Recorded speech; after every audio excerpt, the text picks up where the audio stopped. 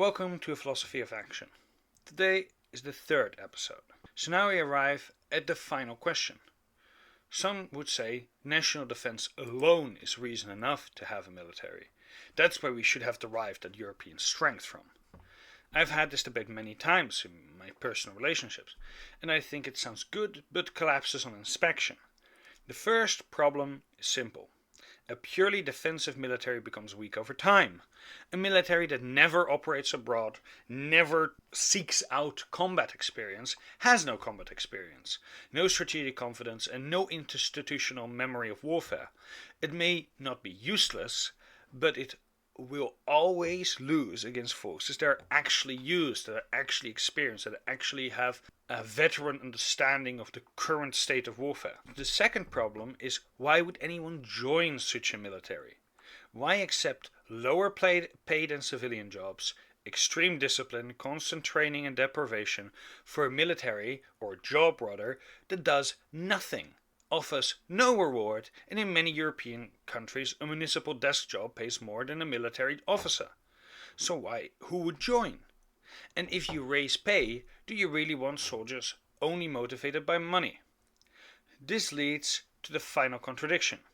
People now demand bigger militaries, higher spending, more readiness. But for what? To never use them? To stare at Russia menacingly? To die without benefit, without gain, or without purpose if we're actually meant to use them? Because we can't actually use or exploit any of the lands we might take in a potential war with, say, Russia? Any actual force used for national interest is constantly condemned as immoral. So I ask genuinely, what would European militaries actually be for? Why would anyone join them? And what is the benefit to the soldier or the nation? And this differs per nation, from one nation to another. For example, in Poland, the benefit for military is far clearer than, let's say, in the Netherlands, France, or, let's say, Spain.